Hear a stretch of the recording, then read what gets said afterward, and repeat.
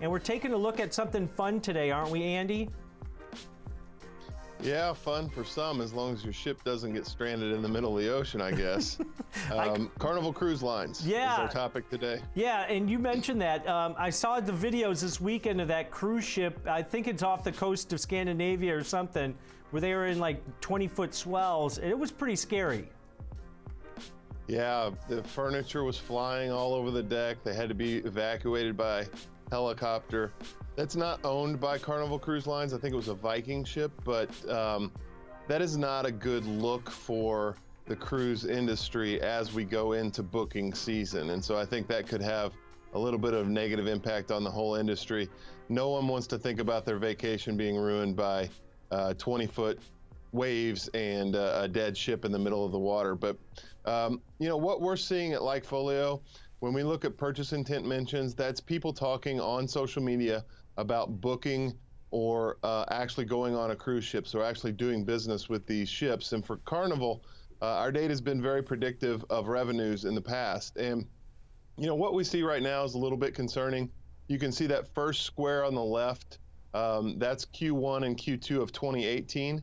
And then you compare that to Q1 of 2019, which is already in the books, and the pace at which Q2 of 2019 is going, and you see a little bit of a decline. The stock has already sold off, kind of in anticipation of that, so I don't think that there's a whole lot of alpha here, but we are seeing confirmation that the Carnival Cruise Lines, at least the start of 2019, not so hot. Now, do you guys, when you look at this data, Andy, and this is probably a good time to talk about it because those numbers are down from the previous year, but does that have anything to do maybe with weather or government shutdown or trade tariff, you know, complications? Yeah, it's tough to, it's really tough to get into the why behind this. That is something that we do, you know, on a project type of basis. We didn't do it for this particular report. I will say that there is just a general malaise among the consumer, and you know, those 2018 numbers were a tough comparable. Those were up pretty high, much higher than normal, and I think we're just kind of getting a little bit of a reversion to the mean in terms of the consumer. Gotcha. All right, for more on social media, let's bring in TD Ameritrade Network's own Evelyn Baker to join us. Welcome to the show. Hi, happy to be here. Awesome. So what are you seeing as far as tweets go and social sentiment as far as Carnival goes ahead of their earnings tomorrow morning? Definitely. People are definitely talking about Carnival Cruises on social media, and a lot of that conversation is about cruising in general and what happened with Viking. But I feel like people are very supportive. People who cruise are very supportive of cruising in general. So I think this one-off isn't really affecting people who are already cruising. It's more people who might, but I guess we'll see how in the future if that sort of settles.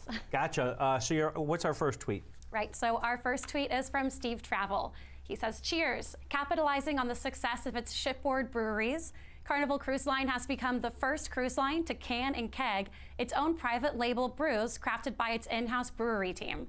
So this is kind of exciting because Carnival has already been offering its own brew house and tap room on 2 of its ships, but now they are kegging, canning, and distributing these craft breweries on the rest of their ships. And I feel like it's all about amenities, and people love the different attractions. Yeah, I think it's, and maybe Andy, you can look at this data, see if you see anything positive on the sentiment, is you cut out that middleman too. You start brewing your own stuff, and I don't know, do you see people going to the liquor store and buying a 12-pack of Carnival Cruise Pale Ale? You know, I don't. I think they may just keep it on the ship for its own internal purposes. I do think it's cool, and we do see that in the data. People do talk about that as, you know, just a differentiator, because I think it's really easy for the consumer to mix these cruise lines up and just kind of go with the best price. So it's pretty interesting that Carnival's going this route to differentiate itself, and I do think it seems to be working. I like that. You take out that middleman. I think that's only going to help the bottom line. But you got another tweet for us, Evelyn. I do. And with the whole competitive sphere that cruises have, I feel like it's all about Royal Caribbean versus Carnival. And this tweet sort of speaks to that. Our next tweet is from Kelly Belly, and she's responding to another user asking which cruise line is better, Carnival or Royal Caribbean. She says, Carnival felt it was made more for the young adult crowd. Better shows, food, and activities. Royal felt older, yes, relaxing and quiet, but I definitely had more fun on Carnival. I feel like cruise lines right now are really trying to cater to that younger demographic, and maybe Carnival's going to be the winner out of the two. Yeah, I've always wondered this. I've never been on a cruise, just for compliance reasons. I've never been on a cruise, Andy, but do you see this in a lot of your data where you get people battling back and forth based on brand name? Oh yeah, yeah. There's a lot of brand loyalty that's established early on. The one caveat there is I think that a lot of especially first-time cruise, what we see in data is it can be very price sensitive, and so there's some price wars that go on. And I think what we're talking about here is really important because Carnival's doing a pretty good job of adding those extra amenities like its own brewed beer on the ship, which is cool and can get people on and get them talking about it, online, and then all of a sudden their friends are booking those trips. So I think Carnival's doing a really good job of tapping into that kind of younger crowd, like Evelyn's saying, and really doing a good job of putting their hooks into them with unique features that other cruise brands just don't have. Yeah. All right, Andy. Hey, thanks for all the great data on a Carnival Cruise Lines ahead of their earnings tomorrow. Appreciate it.